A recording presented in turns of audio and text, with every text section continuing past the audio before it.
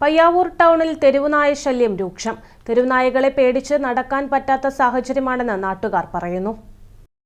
പയ്യാവൂർ ടൗണിൽ തെരുവുനായ ശല്യം രൂക്ഷമായതോടെ നാട്ടുകാർ കടുത്ത ആശങ്കയിലാണ്. സ്കൂൾ, കോളേജ് വിദ്യാർത്ഥികൾ, പ്രായമായവർ, സ്ത്രീകൾ തുടങ്ങി ആയിരക്കണക്കിന് ആളുകൾ ദിവസേന ആശ്രയിക്കുന്ന ബസ് സ്റ്റാൻഡിൽ നായകൾ കൂട്ടമായി കിടക്കുകയും പെട്ടെന്ന് ആക്രമണ സ്വഭാവം കാണിക്കുകയും ചെയ്യുന്നത് വലിയ ഭീഷണിയായി മാറിയിട്ടുണ്ട്. പുലർച്ചെയും രാത്രിയിലുമാണ് ശല്യം കൂടുതൽ രൂക്ഷമാകുന്നത്. രാവിലെ വരുന്ന പേപ്പർ കെട്ടുകൾ കീറി നശിപ്പിക്കുന്നുമുണ്ട്. ഇപ്പോൾ പകലും ശല്യം കൂടിയിരിക്കുകയാണെന്ന് യാത്രക്കാർ പറയുന്നു.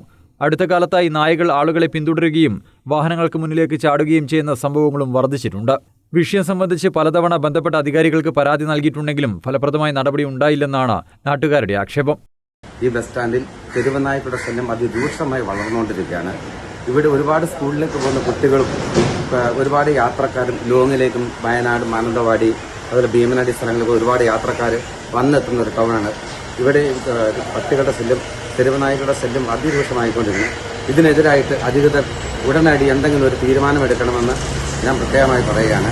ഇവിടെ ന്യൂസ് പേപ്പറുകൾ ഡെയിലി രാവിലെ ന്യൂസ് പേപ്പറുകൾ മുഴുവൻ നായ്ക്കൾ കടിച്ചു തീർന്ന് നശിപ്പിക്കുകയാണ്. ഇതിനെതിരായിട്ട് എന്തെങ്കിലും ഒരു നടപടി സ്വീകരിക്കുമെന്ന് ഞാൻ അധികൃതരോട് അപേക്ഷിക്കുന്നു. തെരുവുനായ ശല്യം പരിഹരിക്കാൻ തദ്ദേശഭരണ സ്ഥാപനങ്ങളും മൃഗസംരക്ഷണ വകുപ്പും അടിയന്തരമായി ഇടപെടണമെന്നാണ് നാട്ടുകാർ ആവശ്യപ്പെടുന്നത്. News bureau, Payyavoor.